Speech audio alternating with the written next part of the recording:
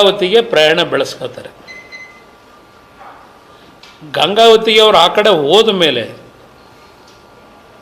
ಅಲ್ಲಿಯ ಶಾಸಕರ ಒಬ್ಬ ಬೆಂಬಲಿಗ ಸತೀಶ್ ರೆಡ್ಡಿ ಅಂತೇಳಿ ಮಾಧ್ಯಮದಲ್ಲಿ ಗಮನಿಸಿದ್ದೀನಿ.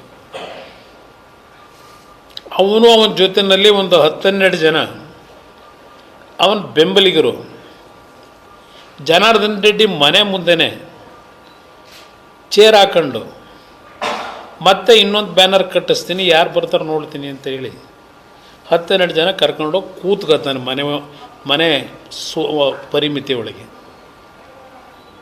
ನಾನು ಸರ್ಕಾರಕ್ಕೆ ಕೇಳ್ತೀನಿ, ಆ ವ್ಯಕ್ತಿಯ ಜನಾರ್ದನ್ ರೆಡ್ಡಿ ಮನೆ ಕಾಂಪೌಂಡ್ ಹತ್ರವೇ ಹೋಗಿ ಗೇಟ್ ಹತ್ರ ಹಾಕೊಂಡು ಕೂತಾಗ ಅದು ಟ್ರೆಸ್ಪಾಸ್ ಅಲ್ವೋ? ಇನ್ನೊಬ್ಬರು ಮನೆ ಮುಂದೆ ಅವರಿಗೆ ಡಿಸ್ಟರ್ಬ್ ಮಾಡಿ ದಬ್ಬಾಳಿಕೆ ನಡೆಸಿ ಅವ್ರ ಮನೆ ಮುಂದೆ ಹೋಗಿ ಚೇರ್ ಹಾಕೊಂಡು ಕೂತ್ಕೊಳ್ತಕ್ಕಂಥದ್ದೇನಿದೆ, ಪೊಲೀಸ್ ಇಲಾಖೆಯನ್ನು ಸತ್ತೋಗಿದೆಯಾ ಈ ರಾಜ್ಯದಲ್ಲಿ? ಈ ಸರ್ಕಾರ ಸತ್ತೋಗಿದೆಯಾ? ಹೋಮ್ ಮಿನಿಸ್ಟ್ರಿ ಕೇಳಲಿಕ್ಕೆ ಬಯಸ್ತೀನಿ. ನಿಮ್ಮ ಅಂದಚಂದದ ಮಾತು ಬಿಡಿ, ಅದರಿಂದ ಇಲಾಖೆ ನಡೆಸಲಿಕ್ಕಾಗಲ್ಲ. ನಿಮ್ಮ ಹೇಳಿಕೆಗಳನ್ನು ಗಮನಿಸಿದ್ದೀನಿ ನಾನು.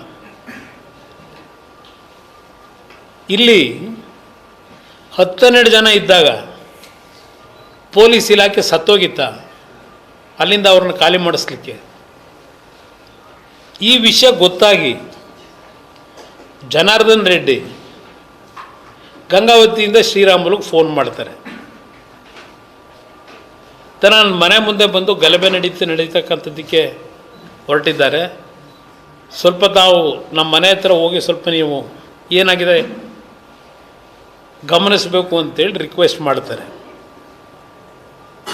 ಅದರ ಹಿನ್ನೆಲೆಯಲ್ಲಿ ಶ್ರೀರಾಮುಲು ಬಹುಶಃ ಅವ್ರ ಕಾರ್ಯಕರ್ತರಿಗೆ ಫೋನ್ಗಳು ಮಾಡಿ ಅವ್ರ ಗಮನ ಸೆಳೆದಾಗ ಅವ್ರ ಕಾರ್ಯಕರ್ತರು ಅಸೆಂಬಲ್ ಆಗಕ್ಕೆ ಶುರುವಾಗ್ತಾರೆ. ಇದು ಪ್ರಾರಂಭ ಆದಂಥದ್ದು. ಈ ಪ್ರಾರಂಭಿಕ ಹಂತದಲ್ಲೇ ಇದನ್ನು ಮೊಟಕುಗೊಳಿಸಿದರೆ, ಲಾಠಿ ಚಾರ್ಜ್ ಮಾಡಿ ಇಷ್ಟೆಲ್ಲ ಅನಾಹುತ ಆಗಿ ಕಾಂಗ್ರೆಸ್ನ ಕಾರ್ಯಕರ್ತ ಬಲಿಯಾಗ್ತಕ್ಕಂಥ ಅವಶ್ಯಕತೆ ಇತ್ತ? ಇದನ್ನು ಕೇಳಲಿಕ್ಕೆ ಬಯಸ್ತೀನಿ. ಇಲ್ಲಿ ಈ ಘಟನೆ ಪ್ರಾರಂಭ ಆದಾಗ ಬಹುಶಃ ಮಾಧ್ಯಮದ ಸ್ನೇಹಿತರು ಅವತ್ತು ರಾತ್ರಿಯೆಲ್ಲ ಪ್ರತಿಯೊಂದು ಕ್ಷಣದ ಮಾಹಿತಿಗಳನ್ನು ನೀವೇ ಇಟ್ಟಿದ್ದೀರಿ. ನಾವೇನು ವಿಡಿಯೋ ತಂದು ತೋರಿಸ್ಬೇಕಾದ ಅವಶ್ಯಕತೆಯೂ ಇಲ್ಲ, ಜನಾರ್ದನ್ ರೆಡ್ಡಿನೂ ತೋರಿಸ್ಬೇಕಾದ ಅವಶ್ಯಕತೆ ಇಲ್ಲ. ಇಲ್ಲಿ 7 ಬಾರಿನೋ 8 ಬಾರಿನೋ ಗುಂಡು ಹಾರಿಸ್ತಾರೆ. ಆ ಸೌಂಡ್ ಕೇಳ್ತದೆ ಟಿ ವಿನಲ್ಲಿ. ನಾನು ನೋಡಿದಾಗ ಆ ಸಂದರ್ಭದಲ್ಲಿ ಆ ಗುಂಡು ಹಾರಿಸ್ತಂಥ ಘಟನೆಗಳೇನಿದೆ, ಅದಕ್ಕೆ ಹೇಳಿದ್ದು ಈ ಸರ್ಕಾರ ಬದುಕಿದೆಯೋ ಸತ್ತಿದೆಯೋ. ಸಿದ್ದರಾಮಯ್ಯನವರೇ, ಅದು ಎಂಥದೋ ದೇವರಾಜ ಅರಸು ಅವರ ಆಡಳಿತ ನಡೆಸಿದಂಥ ದಿನಗಳ ದಾಖಲೆಗಳನ್ನು ಮುರಿದು ಕರ್ನಾಟಕ ರಾಜ್ಯದಲ್ಲಿ ಅತ್ಯಂತ ಹೆಚ್ಚಿನ ಅವಧಿಯ ಮುಖ್ಯಮಂತ್ರಿ ಮಣ್ಣುಯ್ಕೋಬೇಕು ಈ ದಾಖಲೆ ನಿರ್ಮಾಣ ಮಾಡ್ಕೊಂಡು. ಇತಿಹಾಸದಲ್ಲಿ ಬರೆಯೋದು ನಿಮ್ಮ ದಾಖಲೆ ಅಲ್ಲ, ನಿಮ್ಮ ಈ ಅವಧಿ ಒಳಗೆ ಯಾವ್ಯಾವ ರೀತಿ ನಡ್ಕೊಂಡಿದ್ದೀರಿ, ಯಾವ ರೀತಿ ರಾಜ್ಯದ ಜನತೆಯ ರಕ್ಷಣೆ ಮಾಡಿದ್ದೀರಿ, ನಿಮ್ಮ ಆಡಳಿತದ ವೈಖರಿ ಏನಿತ್ತು, ಇದನ್ನು ಮುಂದೆ ಯಾರಾದರೂ ಒಬ್ಬ ಇತಿಹಾಸಕಾರ ಬರೀತಾನೆ. ನಿಮ್ಮ ಅವಧಿದಲ್ಲ ಬರೆಯೋದು. ಇವತ್ತಾರ 4 ಜನ ಹೇಳ್ಬೋದು, ಇವತ್ತು ದೇವರಾಜ ಅರಸು ಅವರ ದಾಖಲೆ ಮುರಿದು ಬಿಟ್ಟರು ಅಧಿಕಾರದಲ್ಲಿ. ಏನು ಹೇಳ್ತೀರಿ? ಆ ಘಟನೆ ನಡೆದ ದಿನ ಏನೋ ಮಾಧ್ಯಮದಲ್ಲಿ ಏನೋ ಒಬ್ಬ ಮಂತ್ರಿ ಆ MLA ಕೈನಲ್ಲಿ ಮಾತಾಡಿಸೋದಕ್ಕೆ ಪ್ರಯತ್ನ ಪಡ್ತಾರೆ, ಫೋನ್ನೇ ರಿಸೀವ್ ಮಾಡಲಿಲ್ಲ, ಗರಂ ಆದರು, ಫೋನ್ ಬಿಸಾಕಿದ್ರು. ನೀವೇ ಟಿ ವಿಗಳಲ್ಲಿ ತೋರಿಸ್ಕೊಂಡಿದ್ದೀರಿ. ಮುಖ್ಯಮಂತ್ರಿಗಳೇ, ನೀವು ಹೇಳಿರೋದು ಗಾಳಿಯಲ್ಲಿ ಗುಂಡು ಹಾರಿಸಿದಾಗ ಎಡವಟ್ಟು. ಮುಖ್ಯಮಂತ್ರಿಗಳ ಹೇಳಿಕೆ, ಗಾಳಿಯಲ್ಲಿ ಗುಂಡು ಹಾರಿಸಿದಾಗ ಎಡವಟ್ಟು. ಬಳ್ಳಾರಿಯಲ್ಲಿ ನಡೆದ ಘರ್ಷಣೆಯ ವೇಳೆ ಸತೀಶ್ ರೆಡ್ಡಿ ಅವರ ಗಾಳಿಯಲ್ಲಿ ಗುಂಡು ಹಾರಿಸಲು ಹೋಗಿ ರಾಜಶೇಖರ್ ಅವರಿಗೆ ತಗುಲಿರುವ ಸಾಧ್ಯತೆ ಇದೆ ಎಂದು ಮುಖ್ಯಮಂತ್ರಿ ಸಿದ್ದರಾಮಯ್ಯ ಹೇಳಿದರು. Mister home minister, yesterday you told that you will going to announce CID enquiry. What kind of enquiry you will going to conduct as a home minister? ನಿಮ್ಮ ಮುಖ್ಯಮಂತ್ರಿ ಹೇಳ್ತಾವ್ರೆ, ಗುಂಡು ಎಲ್ಲಿಂದ ಬಂತು, ಆ ರಾಜಶೇಖರ್ ಗುಂಡು ಎಲ್ಲಿಂದ ದೇಹಕ್ಕೆ ಹೋಗ್ತು, ಇದು ನಾವು ಹೇಳ್ತಿಲ್ಲ, ಮಾಧ್ಯಮಗಳು ಹೇಳ್ತಿಲ್ಲ, ಈ ರಾಜ್ಯದ ಮುಖ್ಯಮಂತ್ರಿ ಹೇಳ್ತಾ ಇದ್ದಾರೆ. ಸತೀಶ್ ರೆಡ್ಡಿ ಅರೆಸ್ಟ್ ಮಾಡಿದ್ರೆ ಅವರಿಗೆ ರಾಜಾತೀತ್ಯ ಕೊಟ್ಟಿರಲಿಲ್ಲ, ಆಸ್ಪತ್ರೆಗೆ ಕರ್ಕೊಂಬಂದು ಇಟ್ಕೊಂಡವ್ರಂತೆ. ಭಾಳ ದೊಡ್ಡ ಘನದಾರಿ ಕೆಲಸ ಮಾಡೋರಂತ ಸರ್ಕಾರದ ವತಿಯಿಂದ ಅವರಿಗೆ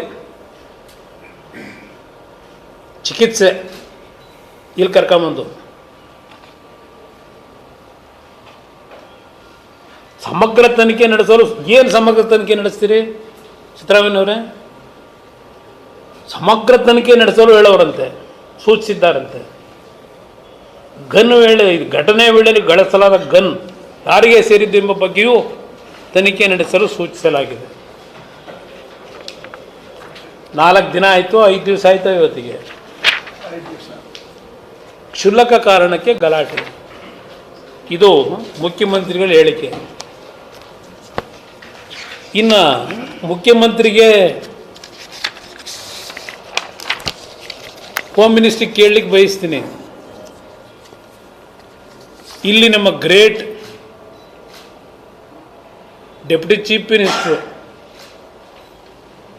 ಇವರು ಪ್ರಧಾನಮಂತ್ರಿಗೂ ಎದುರಲ್ಲ, ಕೇಂದ್ರದ ಗೃಹ ಸಚಿವರಿಗೂ ಎದುರಲ್ಲ. ಇವರ ಹೇಳಿಕೆ, ಭರತ್ ರೆಡ್ಡಿ ಬೆನ್ನಿಗೆ ನಿಲ್ತೀವಿ ಎಂದು DCM DKC. ಇನ್ಯಾವ ತನಿಖೆ ನಡೆಸ್ತೀರಪ್ಪ ನೀವು?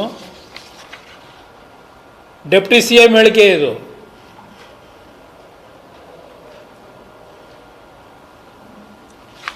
ಇಲ್ಲಿ ಹೇಳ್ತಾರೆ, ಭರತ್ ರೆಡ್ಡಿ ಬಳ್ಳಾರಿಯ ಪರಿಸ್ಥಿತಿ ಶಾಂತ ಮಾಡುವ ಪ್ರಯತ್ನ ಮಾಡಿದ್ದು, ಕಾಂಗ್ರೆಸ್ ಪಕ್ಷ ಅವರ ಬೆನ್ನಿಗಿರಲಿದೆ, ಮತ್ತೊಮ್ಮೆ ಬಳ್ಳಾರಿ ರಿಪಬ್ಲಿಕ್ ಆಗಲು ಬಿಡುವುದಿಲ್ಲ. ಅದಾದ ಮೇಲೆ ಹೇಳ್ತಾರೆ, ಜನಾರ್ದನ್ ರೆಡ್ಡಿ ಬಳ್ಳಾರಿ ಕಾಲಿಡುವವರೆಗೂ ಒಂದೇ ಒಂದು ಗಲಾಟೆ ಇರಲಿಲ್ಲ, ಸಣ್ಣ ಅಹಿತಕರ ಘಟನೆ FIRಗಳು ಇರಲಿಲ್ಲ, ಅವರು ಬಂದ ಮೇಲೆ ಗಲಭೆಯಾಗಿದೆ. ಮಿಸ್ಟರ್ ಡೆಪ್ಟಿ ಚೀಫ್ ಮಿನಿಸ್ಟರ್, ನಿಮ್ಮನ್ನು ಕೇಳಲಿಕ್ಕೆ ಬಯಸ್ತೀನಿ, ಜನಾರ್ದನ್ ರೆಡ್ಡಿಗೆ ಸುಪ್ರೀಂ ಕೋರ್ಟು ಬಳ್ಳಾರಿಗೆ ಹೋಗಲಿಕ್ಕೆ ಅನುಮತಿ ಕೊಟ್ಟಿದ್ದು ಎಂದು? ಆಲ್ಮೋಸ್ಟ್ ಆಲ್ 1.5 ವರ್ಷ ಆಗಿರಬೇಕೀಗ ಅನುಮತಿ ಕೊಟ್ಟಿರ್ತಕ್ಕಂಥದ್ದು ಬಳ್ಳಾರಿಗೆ ಜನಾರ್ದನ್ ರೆಡ್ಡಿ ಹೋಗಲಿಕ್ಕೆ.